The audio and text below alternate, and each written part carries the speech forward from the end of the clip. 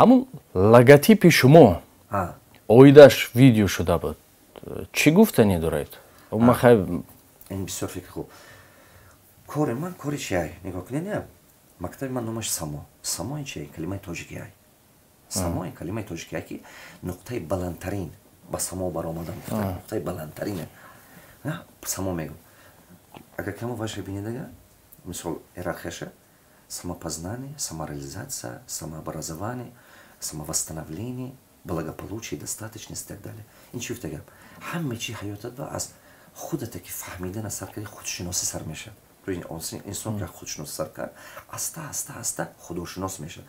Аста болои худаш кор карда самосовершенствование, худата реализация кардан мегирӣ. Ҳамин болои худат кор карда як рӯз на рӯз муваффақ мешӣ. Самодостаточность, благополучие. Ин ҳамин ба ҳамин хеле нест дига. Вақте ки ман дизайнер ба ин ақида ма фаҳмондам, ман гуфтам ки нигоҳ кунед, дарони одам ба ҳамин дарахта бинед, дарахт реша дорад, бедун шох дорад.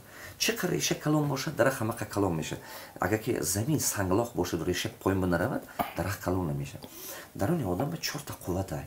Ҳамин 4 қуввати дарунӣ бақувват бошад, 4 қуввати берунӣ мебиёрад.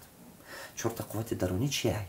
Якумаш ин душа. Ман аввал русиш мегӯям, ба тоҷ душа, разум, ана тела, ман бадан, дух, уверенность. Нигоҳ кунед. Душа, ҳамон мисол, ман наметавонам гуфтам ки душа ин дил ҳаст. Тоҷикӣ ман намедонам чӣ хеле тарҷума мешавад. Душа. Шумо орзу доред муваффақ шавам. Орзу доред ки чӣ гӯям шахси баурманд шавам. Ҳамин чӣ орзуе ки одам мемешавад, ҳавай мо мегӯем дили одам ба дилаш ба ҳамин хеле, нияташ ба ҳамин хеле. Ана ҳавай мо душа мегӯем. Душа, илми мисол психология, душа мегӯем чиза. Ана кун, нигоҳ кунед, 4 ҳамин қуввати дарунӣ, 4 қуввати берунӣ кашида мебиёрад. 4 қуввати берунӣ чи як? Ҳамин дарахт барем.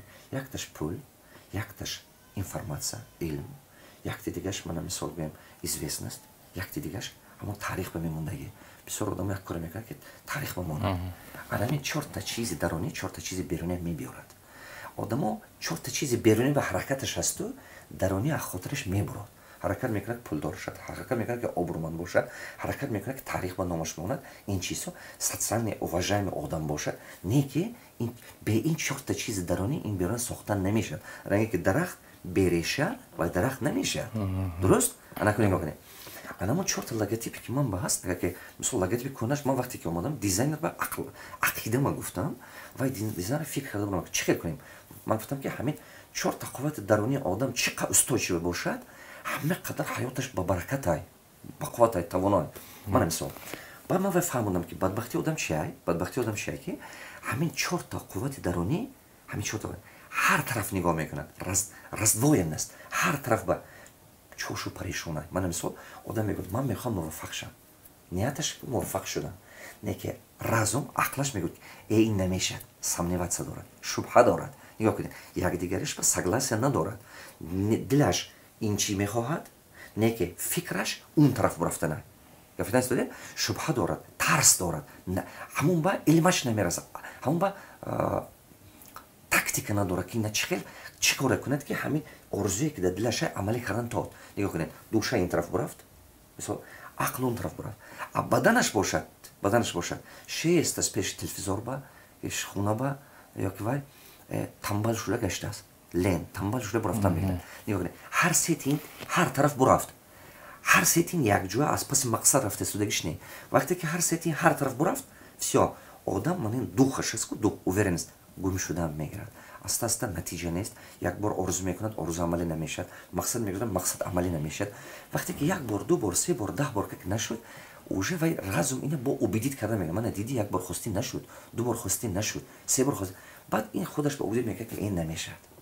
Ана ҳамин одам дигар худаша на пулдор шуда метод, на таърих бимонда метод, на социум ба уважаемый одам шуда метод. Ана мақсади ҳамон логотипи ман вақте ки ман дизайнерро фаҳмондам, ман гуфтам ту бояд фаҳмӣ ки ҳар сети ҳамин чизе чи, ман ин сеташ агар логотипи ман дида бошад, якта треугольник ин хел истодаги, дута дигаш ман ин хел истодаги. Мисол дута қабату ман ин хел истодаги, якта боло истодагӣ.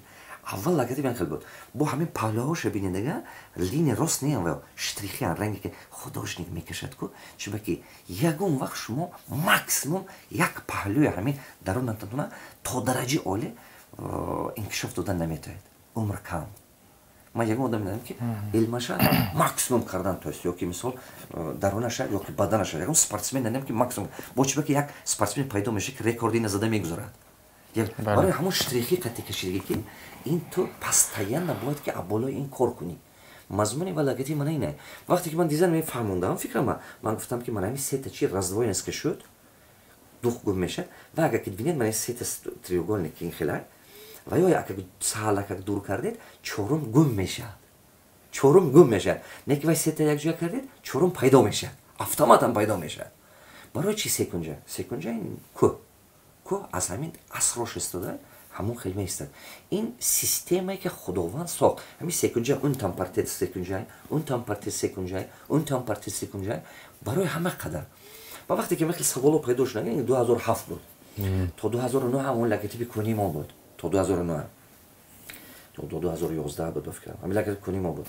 وقتی که یا 2009 بود یا تا 2011 همین خیلی بود تا همون وقت بود این چی وقتی که ما دیدیم که من همین سوالا همین خیلی من بسیار شدن اگه که شما گفته بعد من گرفتم و همین ایده با دیگه خیلی وای بد آدم دیزاینر با که من چهار تا قوت درونیه تو همین خیلی لگتیپ سوز که من با آدم هر روز سوال نتیاد با وای گرفتم برای لگتیپ نوی ما ساخت همین خیلی عینا مضمون این لگتیپ همین که فلسفه‌اش که نگاه کنید از درون به بیرون تو اول خودت کار کن تو برمی‌دی برای که یک حیاتت پیدا شد تو خودت یک شخصیت شدن ضرور مضمون اساسی این من این تو خودت اول شخصیتت با قوت کن شخصیت توانا شد انا کن کدوم آدم موفق میشه همون آدمی که آرزو کند که من میخوام که عالم شم من میخوام که چمپیون شم من میخوام سپورتسمن شم دقت کنید رازمش اوجه همون علمای آموزد که چقدر به این آرزو رسیدن پلان کشد نقشه کشد رازم استراتژی سازد عقلش گیرد